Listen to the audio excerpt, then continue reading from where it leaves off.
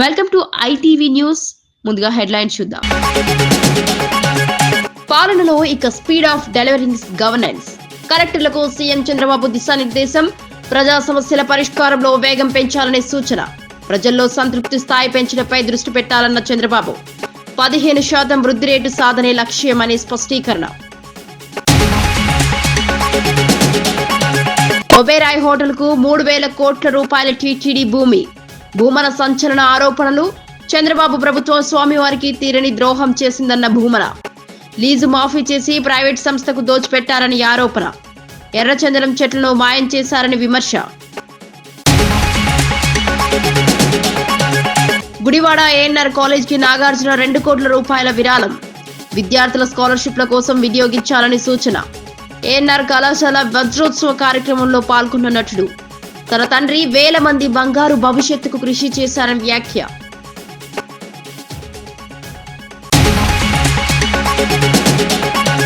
Parliament ఆవరణలో BJP రాజకీయాలకు వ్యతిరేకంగా ప్రతిపక్ష నిరసన. ఈడీ, సిబిఐలను ఆయుధాలుగా మార్చిన బీజేపీపై ఎంపీల ఆగ్రహం. నేషనల్ హెరాల్డ్ కేసులో ఆధారాలు లేవని కోర్టు స్పష్టం. కోర్టు పిటిషన్ కొట్టివేతే బీజేపీ కుట్రకు నిదర్శనమన్న Chamala.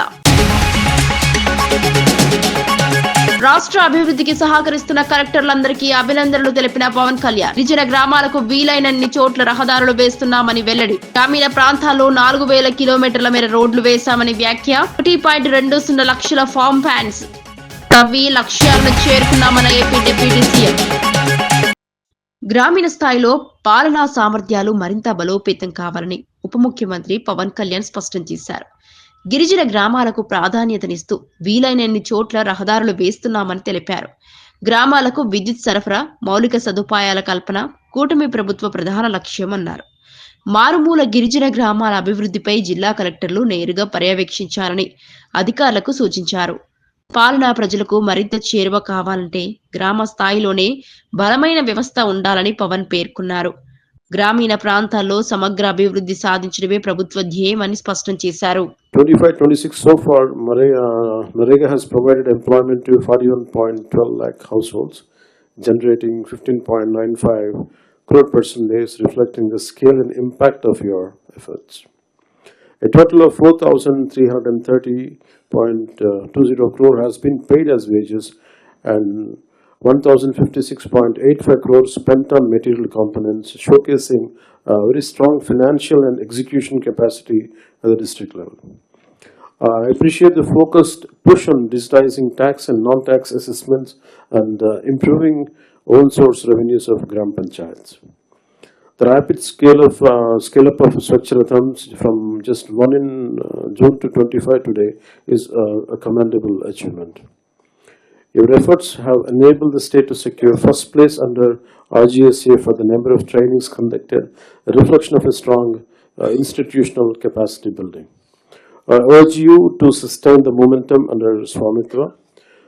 PM Janman is a transformative initiative for particularly vulnerable tribe groups' habitations in remote tribal areas. And I'm happy to note that the wholehearted support extended by all collectors to line department. I would like to place a special appreciation on record for the collector Allur Sitaramraju district for securing forest clearances for 79 of 88 works, and the collector Parvatipuram Manyam district for achieving 100% clearance and 9 out of 9 works. These efforts reflect true ownership and the willingness to go the extra mile to ensure eagerly execution. Once again, I congratulate all district collectors and look forward to your continued leadership in driving our development agenda forward under the dynamic leadership of Honorable Chief Minister Sri Nara Chandrababu Naidu garu. National Herald కేసులో ఆధారాలు లేవని court స్పష్టం చేసిన నేపథ్యంలో parliament ఆవరణలో విపక్ష ఎంపీల నిరసనలకు దిగారు.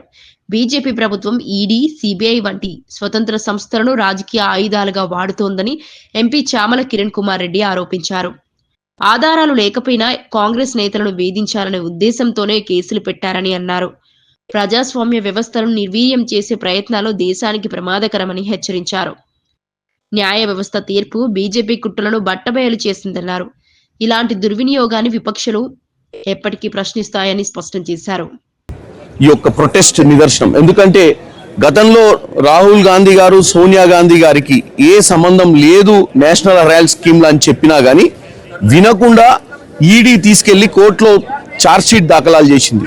కోర్టు వారిని బుజ్జగించి అసలు ఏమీ ప్రూఫ్స్ లేని కేసుని ఎందుకు తీసుకొచ్చిరని చెప్పి నిన్న కొట్టివేయడం జరిగింది. ఇది కేవలం ఇది ఒక ఎగ్జాంపుల్ మాత్రమే. ఈ దేశంలో ప్రతిపక్ష పార్టీలను ఎదుర్కోలేక కంటిన్యూగా ఎన్నికలలో పవర్లో ఉండాలి అన్న ఆలోచనతోటి వీళ్ళు చేస్తున్నటువంటి కుట్రలను ఈరోజు ప్రపంచానికి తేట తెల్లం చేయడానికి ఇక్కడ ప్రదర్శన చేసినాం. పై ఉన్న క్రిమినల్ కేసుల నుంచి తప్పించుకునేందుకు జగన్ ప్రయత్నిస్తున్నారని టీడీపీ అధికార ప్రతినిధి మేడా విజయశేఖర్ రెడ్డి తీవ్ర స్థాయిలో విమర్శించారు. అమరావతిలో మీడియా సమావేశంలో మాట్లాడుతూ జగన్ చేసిన అవినీతి దోపిడీకి సంబంధించిన క్రెడిట్ ను ఎవ్వరూ దోచుకోలేరని ఘాటు వ్యాఖ్యలు చేశారు. గత పాలనలో జరిగిన అక్రమాలకు ఇప్పటికీ ప్రజలు బాధపడుతున్నారని అన్నారు. కేసులు ఎదుర్కొనే ధైర్యం లేకపోవడంతో బాధితుడినని చిత్రీకరించుకునే ప్రయత్నం చేస్తున్నారని విమర్శించారు. చట్టం తన పని తాను చేస్తోందని, నేరం చేసిన వారు తప్పించుకోలేరని స్పష్టం చేశారు. ప్రజలను మభ్యపెట్టే రాజకీయాలు ఇక సాగవన్నారు. అట్లాగే వ్యవస్థలను భ్రష్టుపట్టించావు, అది నీ క్రెడిట్. అట్లాగే అవినీతికి ఆలవాలంగా చేసావు ఈ రాష్ట్రాన్ని. నీవు నీ సామంతరాజుల పేరు చెప్పమంటారా? పెద్దిరెడ్డి మిథున్ రెడ్డి, సకల శాఖ మంత్రి సజ్జల రామకృష్ణారెడ్డి, విజయసాయి రెడ్డి, వైవి సుబ్బారెడ్డిని పెట్టుకొని పూర్తిగా ఈ రాష్ట్రంలో లక్షల కోట్ల అవినీతికి పాల్పడ్డావు. దాన్ని లూటీ క్రెడిట్ అంటారు. కాబట్టి నీది క్రిమినల్ క్రెడిట్, నీది లూటీ క్రెడిట్. ఈ రెండింటిని చోరీ చేయగల పరిస్థితుల్లో ఎవ్వరూ ఉండరు. మాకా కర్మ పట్టలా. నారా చంద్రబాబు నాయుడు గారు సుపరిపాలనకు, అభివృద్ధికి, ఉద్యోగాల కల్పనకు పెట్టింది పేరు. ఆయనకు ఎవరి క్రెడిట్ని చోరీ చేయాల్సిన అవసరం లేదు. ఆ పరిస్థితే రాదు. ఒక్కసారి ఈ ఉద్యోగ కల్పన విషయానికి వస్తే పోలీసు నియామకాలు నిన్న ఒక్కరోజే 6014 కానిస్టేబుల్ను నిన్న పోలీసులుగా నియమించారు. చంద్రబాబు నాయుడు గారి గత 14 ఏళ్ల పరిపాలనలో మీరు ఒక్కసారి చూస్తే 1999 2004 మధ్య 8198 కానిస్టేబుల్ ఉద్యోగాలు ఇచ్చారు. అట్లాగే 2014 నుంచి 19 మధ్య 9500 పైచిలుకు ఉద్యోగాలు పోలీసు నియామకాలు జరిగాయి. అట్లాగే నిన్న 2025-26లో 6000 పోలీసు ఉద్యోగాలు జరిగినాయి. మొత్తం కలుపుకుంటే 23,600 ఉద్యోగాలు పైబడి ఒక్క నారా చంద్రబాబు నాయుడు గారి సారథ్యంలోని ప్రభుత్వాల్లోనే. పరామర్శ పేరుతో మాజీ సీఎం జగన్ రాజకీయ బల ప్రదర్శనకు దిగుతున్నారని AP building advisory committee chairman Gottimukkala Raghuramaraju తీవ్ర విమర్శలు చేశారు. అమరావతిలో జరిగిన మీడియా సమావేశంలో మాట్లాడుతూ బాధితులను పరామర్శించడమే లక్ష్యమైతే హడావుడి జన సమీకరణ ఎందుకని ప్రశ్నించారు. జగన్ ప్రతిఘటనను రాజకీయ లబ్ధికి వాడుకుంటున్నారని ఆరోపించారు. పరామర్శకు వెళ్లడం ఒక మానవీయ చర్య అయితే దానిని శక్తి ప్రదర్శనగా మార్చడం సరికాదన్నారు. ప్రభుత్వాన్ని ఇబ్బంది పెట్టాలనే ఉద్దేశంతోనే ఇలాంటి డ్రామాలు చేస్తున్నారని మండిపడ్డారు. ప్రజలు ఈ నాటకాలను గమనిస్తున్నారని, తగిన సమయంలో సరైన తీర్పు ఇస్తారని చెప్పారు. వైసీపీ నాయకులు బాధ్యతాయుతంగా వ్యవహరించాలని సూచించారు. మాట్లాడుతున్నాడు, ఆక్రమించుకోవడం కోసం చేశారని చెప్పి మాట్లాడుతూ ఉన్నాడు. అసలు ఈ ఆక్రమణ పర్వం మొదలైంది మీ దగ్గర కదా. నువ్వు ఇవాళ బాధితుల పక్షాన్ని మాట్లాడుతూ ఉన్నావు. తాడేపల్లిలో 10 ఎకరాల సువిశాలమైన స్థలంలో ఒక ప్యాలెస్ కట్టుకొని దాని చుట్టుపక్కల పేదవాళ్ళు ఉండకూడదు అని చెప్పి ఎన్నో సంవత్సరాల నుండి గుడిసేసుకున్నటువంటి వాళ్ళని తొలగించింది నువ్వు కాదా? నువ్వా ఈరోజు కూర్చున్న గురించి మాట్లాడుతూ ఉన్నావు. నీకు అర్హత ఉందా అని చెప్పి సందర్భంగా జగన్ రెడ్డిని అడుగుతూ ఉన్నా. ప్రతిదానికి కూడా అధికారంలో కోల్పోయి 18 మాసాలు కావస్తుంది. నువ్వు పట్టుమని 10 రోజులు ఎప్పుడైనా సరే విజయవాడలో ఉన్నావా? నీ తాడేపల్లి కొంపలో ఉన్నావా? ఎప్పుడు చూడు బెంగళూరు ప్యాలెస్లో ఉంటుంది తప్ప, పారిపోయి ఇక్కడి నుంచి ప్యాలెస్లో ఉంటుంది తప్ప విజయవాడలో ఎప్పుడున్నావు? నువ్వు ఉన్నాను అనిపించుకోవడం కోసం నెలకోసారి బలవసం చేస్తే ప్రజలు నమ్మే పరిస్థితి లేదు. ఇవాళ ఎల్లంపల్లి కాగితాలు ఇవ్వడం, ఆ కాగితాలు చూసి అని చెప్పి నువ్వు మాట్లాడతాం. అది తప్పితే నిజంగా బాధితుల పక్షాన్ని ఉండాలనుకుంటే ఎందుకని నువ్వు అధికారంలో ఉన్నప్పుడు ఆ సొసైటీతో మాట్లాడి ఆ సమస్య పరిష్కరించలా? మా ప్రభుత్వం ఆ బాధితుల పక్షాన్ని నిలబడి వాళ్ళతో మాట్లాడి మీ అందరికి కూడా ప్లాట్లు ఇస్తామని చెప్పి అంగన్వాడీ కేంద్రాలకు 5G స్మార్ట్ ఫోన్లను అందించడం సీఎం ముందు చూపుకు నిదర్శనమన్నారు. కోవూరులో ఐసీడీఎస్ కార్యాలయంలో ఫోన్లను అందజేశారు. టెక్నాలజీతో అంగన్వాడీ సిబ్బంది పనులు సులభతరం అవుతాయని చెప్పారు. గతంలో సమస్యలతో అంగన్వాడీల రోడ్లెక్కారని, ప్రస్తుతం వారి సమస్యలు పరిష్కరించి జీతాలు పెంచామని తెలిపారు. మహిళల కోసం చంద్రబాబు, లోకేష్ అనేక సంక్షేమ పథకాలు అమలు చేశారని పేర్కొన్నారు. ఈ కార్యక్రమంలో ప్రభుత్వ అధికారులు పాల్గొన్నారు. ఇచ్చినప్పుడు మీరు అందరూ వచ్చారు. ప్రతి ప్రోగ్రామ్ లో, గవర్నమెంట్ ప్రోగ్రామ్ లో మీరు అప్పుడప్పుడు నాకు కనిపిస్తూనే ఉంటారు. ఇటువంటివి మనము ఎన్నో చేస్తున్నాం.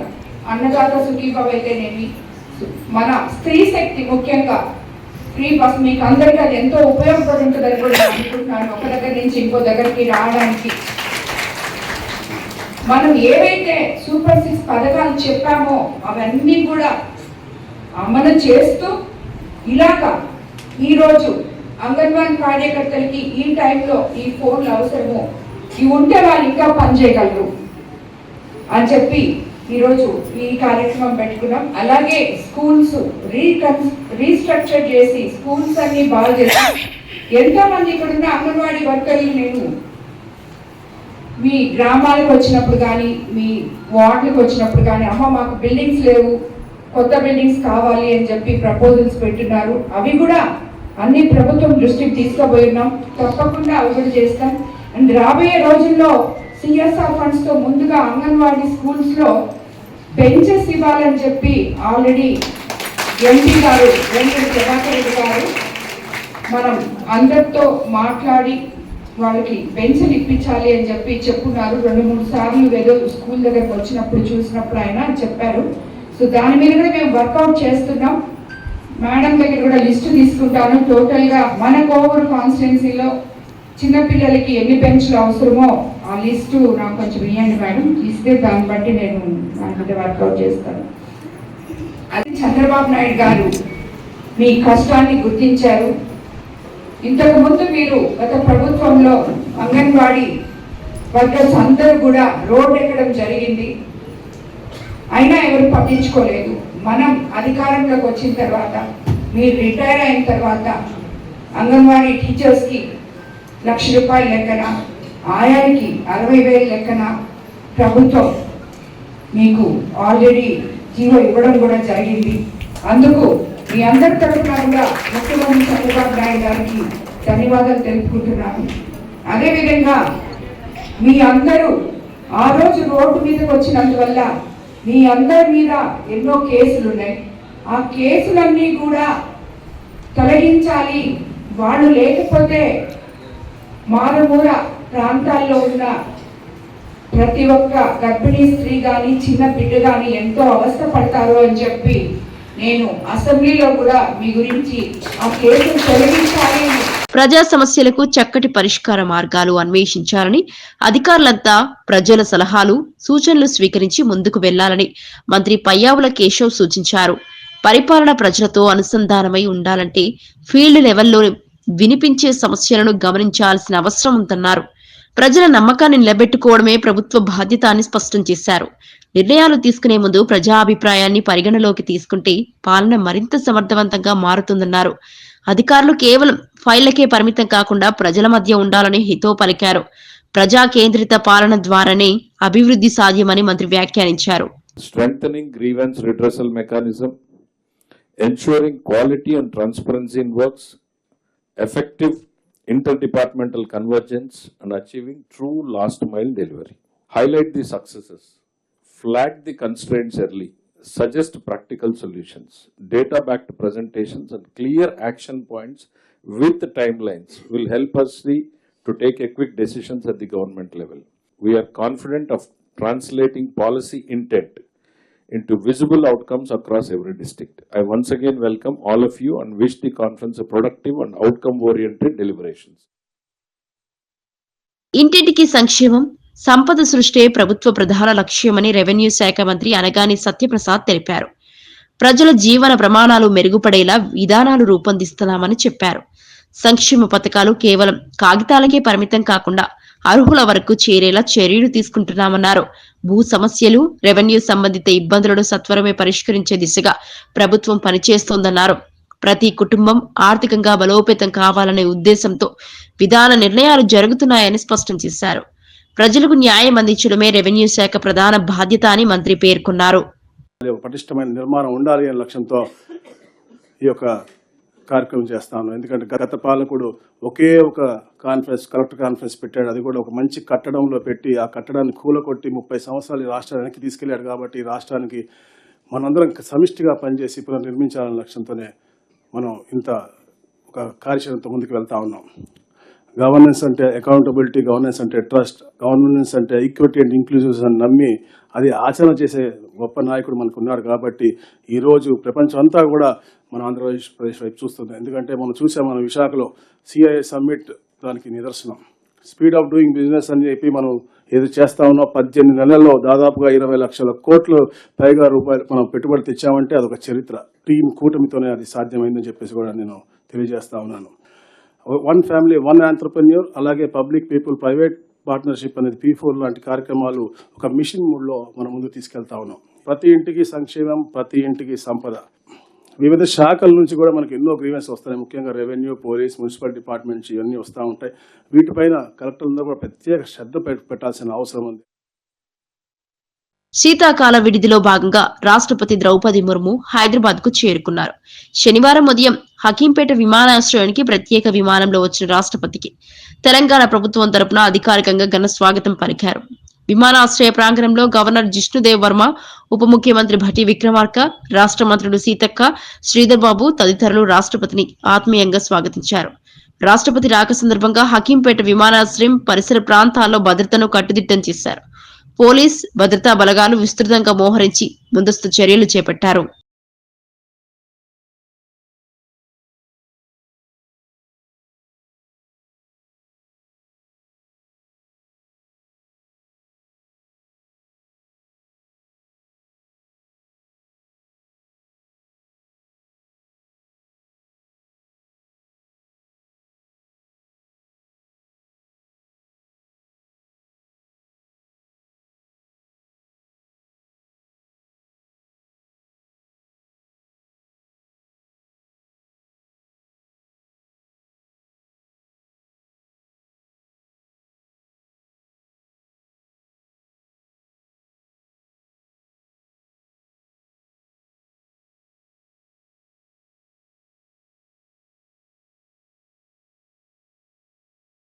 నేషనల్ హెరాల్డ్ కేసులో కాంగ్రెస్ అగ్రనేతలు సోనియా గాంధీ, రాహుల్ గాంధీలపై ఈడీ దాఖలు చేసిన ఛార్జ్ షీట్ ను కోర్టు స్వీకరించకపోవడంపై కాంగ్రెస్ అధ్యక్షుడు మల్లికార్జున ఖర్గే స్పందించారు.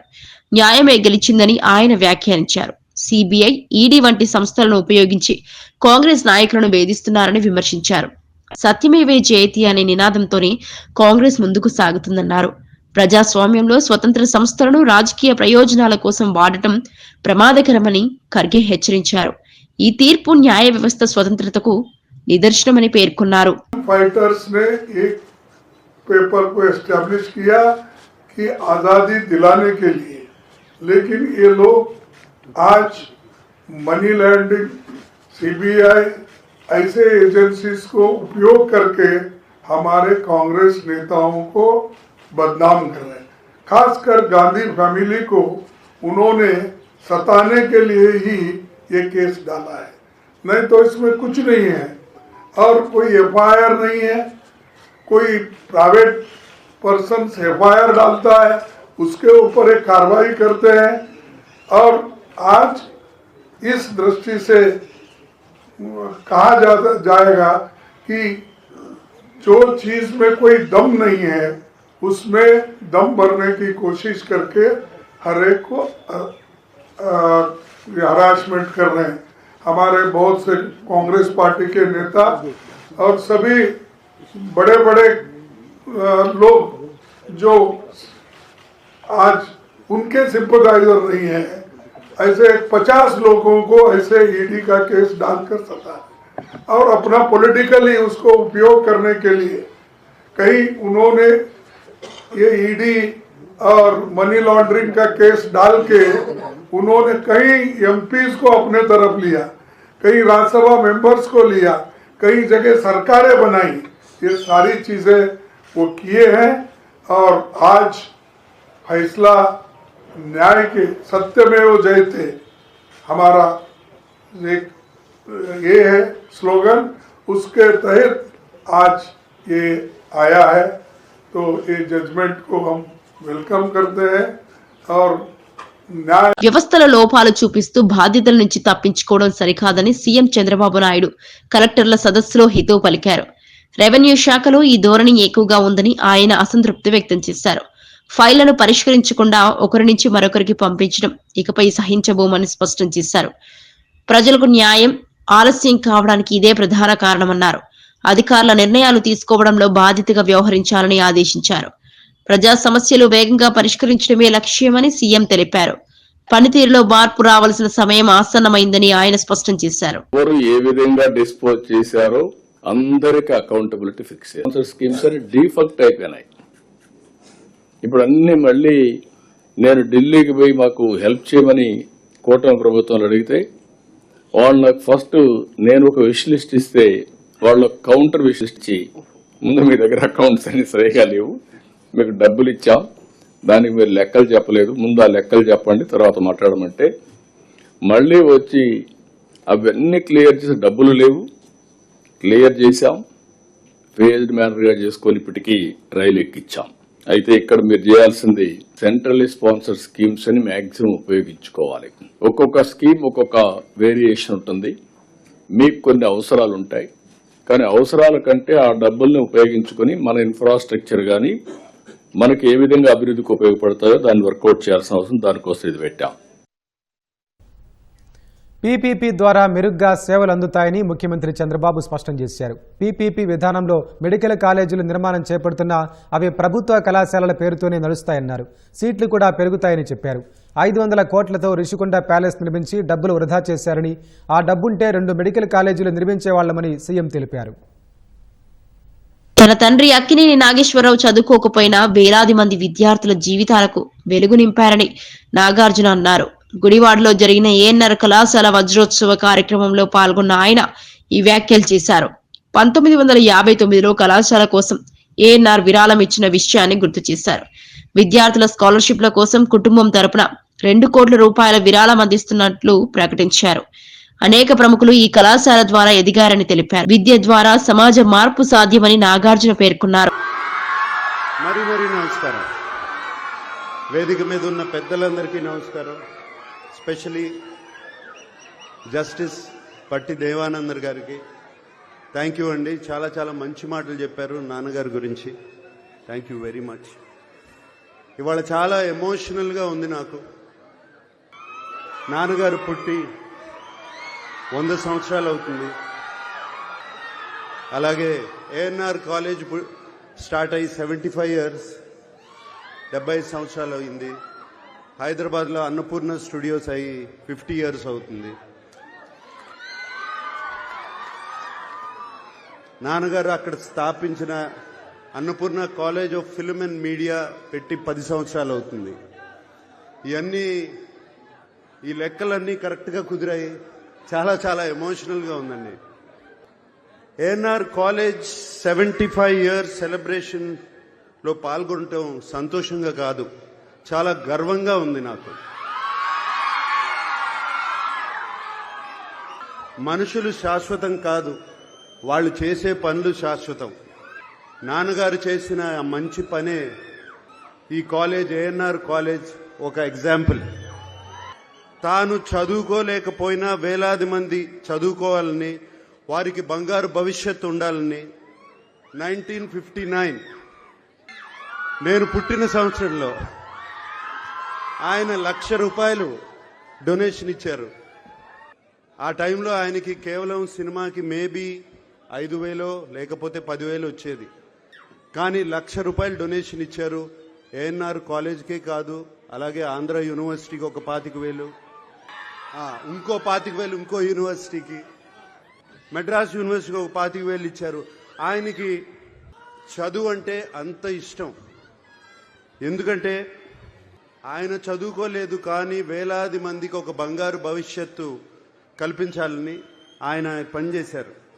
దానికి ఉదాహరణ ఏఎన్ఆర్ కాలేజ్ నుంచి వచ్చిన ఎంతోమంది ఉన్నారు. ఇప్పుడే మనం జస్టిస్ దేవానంద్ గారిని చూసాము, అలాగే నా పక్కన యార్లగడ్డ లక్ష్మీప్రసాద్ గారు కూర్చున్నారు, వైఎల్పి గారు, మాకు శ్రేయోభిలాషులు, మిత్రులు, ఫార్మర్ ఎంపీ కావూరి సాంబశివరావు గారు, అలాగే యలమంచిలి శివాజీ గారు, ఇంకా అందరికీ తెలుసు రామోజీరావు గారు, ఈనాడు రామోజీరావు గారు, ఇలా ఎంతోమంది ఉన్నారు. పద్మనాభ గారు, కైకాల సత్యనారాయణ గారు, శోభనాద్రి గారు, ఇలా ఎంతోమంది చెప్పడానికి ఎంతో మంది ఉన్నారు. ఇక్కడే కాదు, ఇంటర్నేషనలీ, నేషనలీ, దేశమంతా ఇక్కడి నుంచి బయటకు వచ్చిన విద్యార్థులు ఎంతోమంది ఉన్నారు. ఈ పేరుకి ఎంతో మంచి పేరు తెస్తున్నారు. ఇక్కడ నేను కోరుకునేది already ANR college management skill. పవిత్రమైన తిరుమల పరిసరాల్లో బేరాయి హోటల్ కోసం టీటీడీ భూమిని బదలాయించారని టీటీడీ మాజీ చైర్మన్ భూమన కరుణాకర్ రెడ్డి ఆరోపించారు. అలిపిరి సమీపంలోని 470 కోట్ల రూపాయల విలువైన భూమిని టూరిజం శాఖకు ఇచ్చారని విమర్శించారు. చంద్రబాబు పాలనలో టీటీడీ ఆస్తులకు తీవ్ర నష్టం జరుగుతోందన్నారు.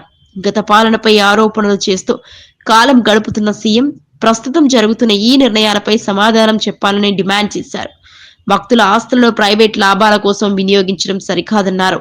ఈ అంశంపై సమగ్ర విచారణ జరగాలని కోరారు. నేను పుట్టానని చెప్పుకున్నటువంటి వ్యక్తి అలిపిరి నుంచి వెళ్లేటువంటి దారంతా కూడా అత్యంత పవిత్రమైనది అన్నటువంటి విషయం తెలిసి కూడా పెద్దలు అనేక మంది అభ్యంతరాలు వ్యక్తం చేసిన టూరిజం వాళ్ల ల్యాండ్ తీసుకొని దానికి బదులుగా టీటీడీ ల్యాండ్ ను కట్టబెట్టడం ఆశ్చర్యం.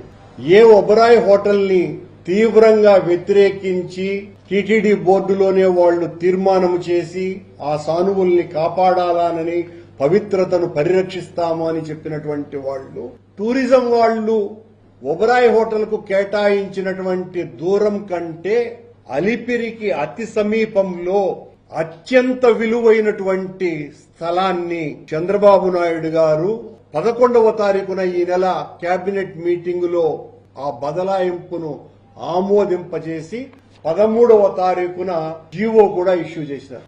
పాత టూరిజం స్థలం ఏదైతే ఉన్నదో అది ఎకరా 90 లక్షల విలువ చేస్తుంది అని మార్కెట్ వాల్యూ రిజిస్ట్రేషన్ వాళ్ల అఫీషియల్ గా చెప్తున్నటువంటి మాట.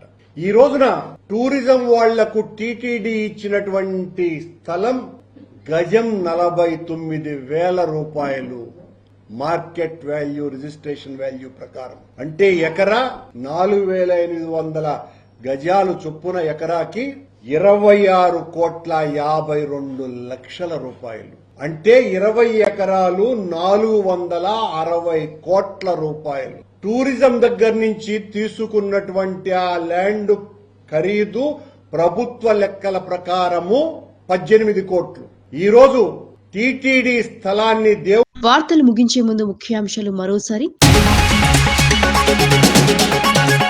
పాలనలో ఇక స్పీడ్ ఆఫ్ డెలివరింగ్ గవర్నెన్స్. కలెక్టర్లకు సీఎం చంద్రబాబు దిశానిర్దేశం. ప్రజా సమస్యల పరిష్కారంలో వేగం పెంచాలనే సూచన. ప్రజల్లో సంతృప్తి స్థాయి పెంచడంపై దృష్టి పెట్టాలన్న చంద్రబాబు. 15% వృద్ధి రేటు సాధనే లక్ష్యమనే స్పష్టీకరణ. ఒబేరాయ్ హోటల్ కు 3,000 కోట్ల రూపాయల టీటీడీ భూమి. భూమన సంచలన ఆరోపణలు. చంద్రబాబు ప్రభుత్వం స్వామివారికి తీరని ద్రోహం చేసిందన్న భూమన. లీజు మాఫీ చేసి ప్రైవేట్ సంస్థకు దోచిపెట్టారని ఆరోపణ. ఎర్రచందనం చెట్లను మాయం చేశారని విమర్శ. గుడివాడ ఏఎన్ఆర్ కాలేజ్ కి నాగార్జున 2 కోట్ల రూపాయల విరాళం. విద్యార్థుల స్కాలర్షిప్ల కోసం వినియోగించాలని సూచన. ఏఎన్ఆర్ కళాశాల వజ్రోత్సవ కార్యక్రమంలో పాల్గొన్న నటుడు. తన తండ్రి వేల మంది బంగారు భవిష్యత్తుకు కృషి చేశారని వ్యాఖ్య.